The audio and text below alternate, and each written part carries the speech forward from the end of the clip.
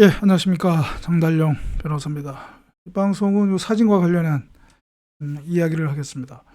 요즘에 워낙 정치, 사회적으로 이슈가 돼서 이 사진 속의 인물이 누구인지는 다들 잘 아실 텐데, 바로 해병대 전 수사단장 박대령이죠. 예. 요 사진에 그 글자에도 나와 있듯이 이 박대령이 그 해병대 수사단 단장으로서 그 해병대 최상병 사망 사건을 수사를 담당을 했었죠.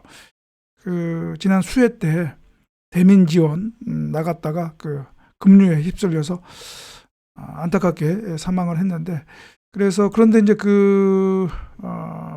대민 지원 작전과 관련해서 지휘관들의 어떤 그런 그 지휘 감독상의 그 지휘상의 어떤 과실 문제가 불거져서 그 논란이 됐었는데, 거기에 대해서 윤석열 대통령이 이제 엄중하게 수사하라라고 지시를 내려서 그 해병대 수사단이 그 이제 책임자가 박대령이었는데 이제 수사를 했었죠.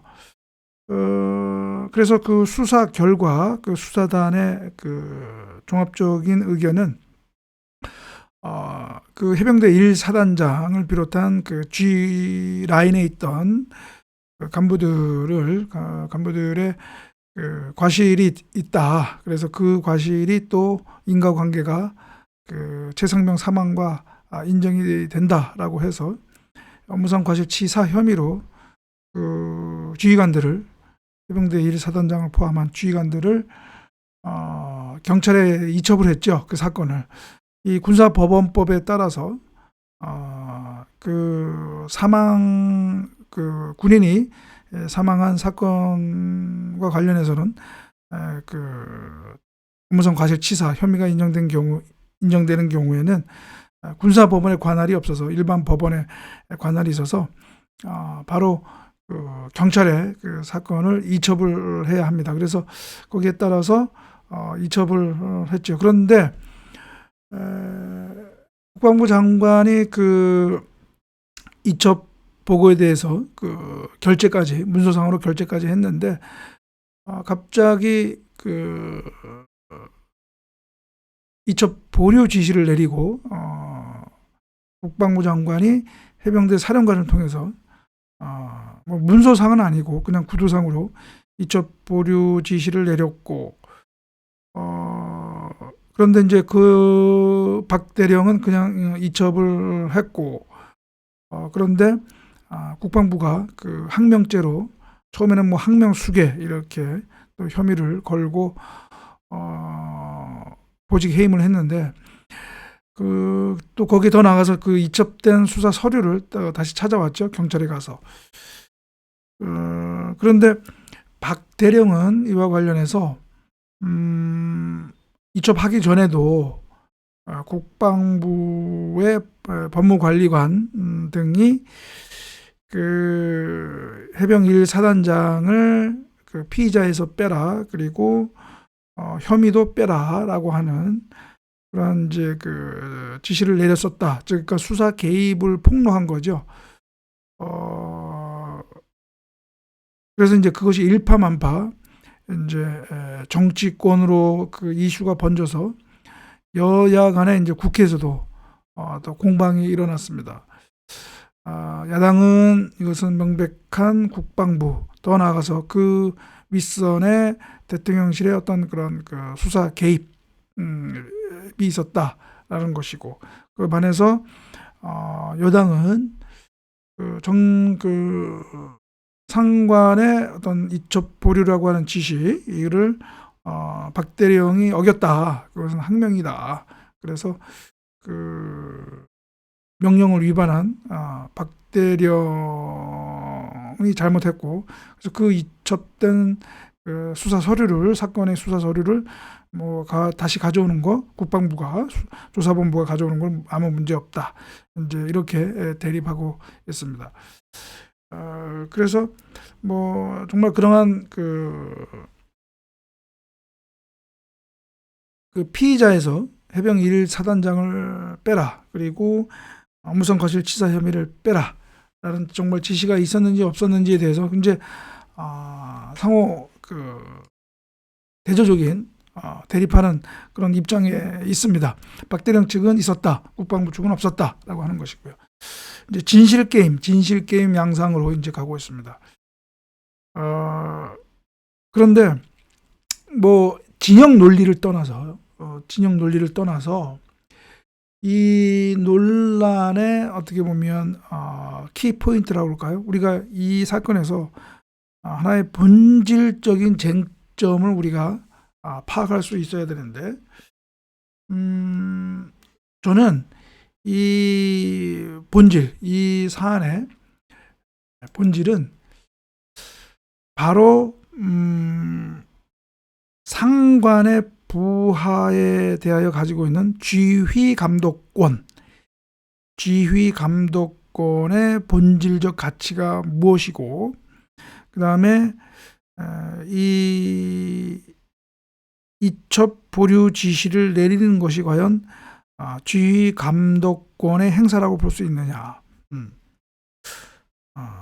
저는 이 사건의 본질적인 키포인트, 관점은 그것이 되어야 한다고 생각을 합니다. 우리가 일반적인 공직의 어떤 규범 체계, 뭐 공무원법이라든가 뭐 지방공무원법에 보면 상관은 부하에 대한 지휘 감독권이 있죠. 지휘 감독권, 업무에 대한 지휘 감독권이 있습니다. 그런데 우리가 여기서 하나 생각할 것은, 그러한 지휘 감독권의 본질적 가치는 무엇인가? 왜 상관은 부하에 대해서 지휘 감독권을 갖고 있는가?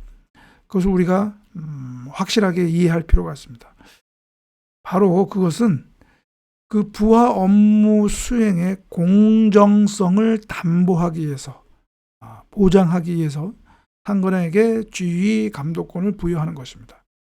좀 더 구체적으로 얘기하면, 그 부하가 업무를 수행하는 데 있어서 부당하고 위법하고 부당하게 그 직무를 수행하는 것을 막고, 그다음에 그러한 공정한 업무를 수행하도록 부하에게 지시를 내리는 것, 그것이 지휘 감독권의 바로 본질이다 라고 하는 것입니다.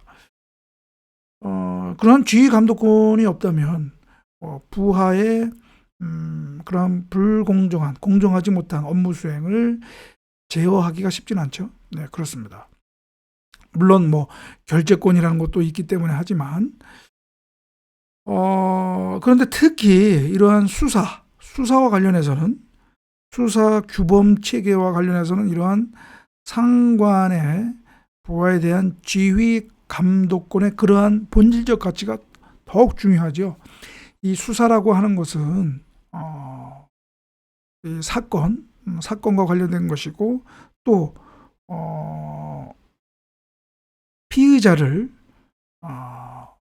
고소 또는 고발당한 그 피의자를 수사를 해서 법원에 공소를 제기하는 그런 업무이기 때문에, 그러한 공정성은 일반 공무원의 직무 수행에 보다 더 가져야 된다고 그렇게 보여집니다. 그러니까 그러한 수사 업무는 더 공정해야 되겠죠. 그래서 이러한 수사 규범 체계에서의 상관의 부하에 대한 지휘 감독권은 그러한 의미에 있어서 더 엄중하다라고 볼 수가 있겠죠.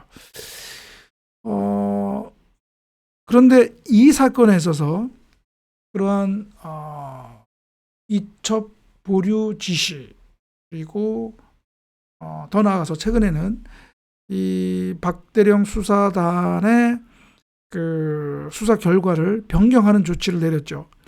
그러니까 수사단의 의견은 해병대 1사단장 이하 그런 G 라인에 있는 간부들 다 업무상 과실, 치사 혐의가 있다라고 하는 것인데, 국방부 조사본부는 해병대 1사단장 등 몇몇 간부에 대해서는 혐의가 인정되지 않는다라고 그렇게 바꿔버렸죠.